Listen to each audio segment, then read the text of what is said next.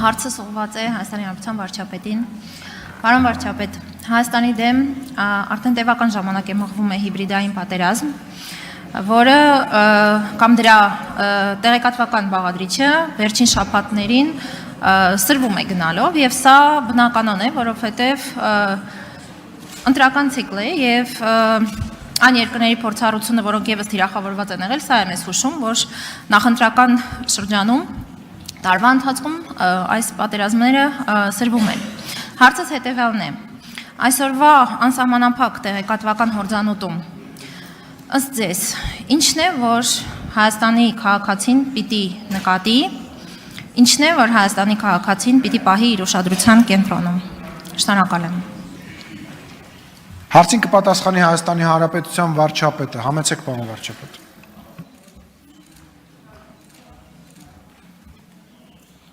Շնորհակալ եմ Տիկին Գրիգորյան հարցի համար, ես միշտ եղել եմ եւ շարունակում եմ մնալ եւ կլինեմ այն համոզմանը, որ ինչ որ պետք է որ նկատի Հայաստանի քաղաքացին կնկատի։ Այստեղ մենք պետք է ավելի շատ նաև մեր անելիքների մասին խոսենք, իսկ ես գոնե իմ անելիքը տեսնում եմ Հայաստանի քաղաքացիների հետ շփումները հնարավորինս ուղիղ եւ չմիջնորդավորված ունենալը եւ պետք է ասեմ, որ ընդ որում դա երբեք չի ընդհատվել։ Ես եթե հետահայաց նայենք վերջին տարիներին, կտեսնենք, որ ամեն տարի կան պնդումներ, որ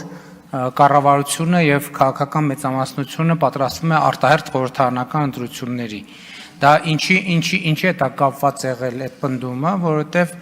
եւ ես եւ մեր մյուս գործընկերները շատ ակտիվ մարզային հանդիպումներ են ունենում, ուղիղ շփումներ են ունենում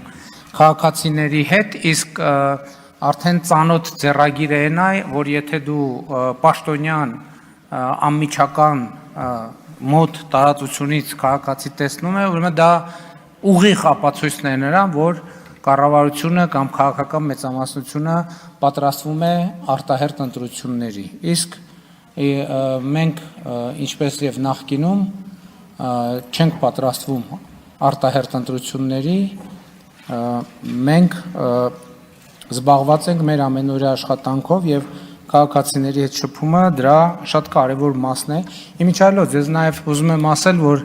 կառավարության մեր գործընկերները ներկա են, ես կառավարության նիստերում եմ ասում ու հորդորում եմ, խնդրում եմ, նաեւ պահանջում եմ եւ նաեւ հանձնարարում եմ, որ կառավարության անդամները ունենան նաեւ կաբինետից դուրս աշխատանքային հնարավորինս շատ օրեր եւ ես հիմա նաեւ փորձում եմ օրինակ ծառայել նման գործելակերպի, ինչ վերաբերվում է հիբրիդային պատերազմներին, գիտեք ինչ, ես այդ ամենին վերաբերվում եմ հետեւյալ կերպ, մեր էներգիան սխալ ուղղությամբ եւ սխալ տեղ ուղղորդելու փորձ եմ ես դա որպես դիտարկում, ունենք մենք ասելիք, մենք ասելիքը պետք է ասենք ժողովրդին եւ ժողովուրդը էլ եմ ասում, ինչին պետք է ուշադիր լինի, ուշադիր կլինի։ Հիմա ասենք օրինակ հանրապետությունում 16 միլիոնի ծրագրով 2000 տուն է կառուցվում, 2000 տուն սահմանամերձ գյուղերում։ Դե ինչ հիբրիդային պատերազմ ուզում է լինի։ Չի կարա այդ հիբրիդային պատերազմը այդ տները վերացնի։ Հարյուրավոր մանկապարտեզներ են արդեն կառուցվել։ Հարյուրավոր դպրոցներ են կառուցվում։ Դե ճանապարհներն էլ, բայց հիբրիդները ճանապարհներից չեն օգտվում, դպրոցներից, մանկապարտեզներից չեն օգտվում։ Շնորհակալ եմ։ Արձագանք։ Շնորհակալ եմ եւ միանշանակ կիսում եմ ձեր կարծիքը, որ ինչքան էլ որ ջանք ներդրվի հիբրիդային պատերազմի վրա, դերևս դրա լավագույն ոչ թե հակընդդեմ քայլը, այլ դրան լավագույն պատասխանը մեր կողմից ամենօրյա ռեժիմով մեր հանրության հետ շփումն է ու ինֆորմացիայի տարածումը։ Կարծում եմ, որ պիտի ավելի ու ավելի շատ ներգրավենք դրանում։ Շնորհակալ եմ։ Գիտեք, ես կարող եմ ասել եւ մեր գործընկերները կվկայեն ընդդիմադիր ժամանակներից ես երբ որ խոսվում էր, որ մենք հաղորդակցության սահմանափակումներ ունենք, մենք հաղորդակցության խնդիրներ ունենք, որ մեր ասելիքը տեղ չի հասնում, ես երբեք դրան չեմ հավատացել։ Ես հավատացել եմ միշտ քաղաքացու այդ երկխոսությանը եւ չեմ հավատացել աղմուկին։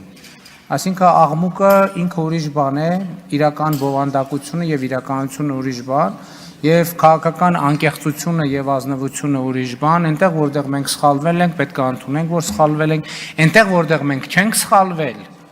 թեկուզ բոլորը մտածում են մենք սխալվել ենք, մենք պետք է մեր սկզբունքների եւ մեր ճշմարտության համար պայքարենք։ Եվ այդ պայքարի մեջ, այդ խոսույթի եւ այդ երկխոսության մեջ ինչ որ պետք է տեսնի քաղաքացին կտեսնի։ Շնորհակալ եմ։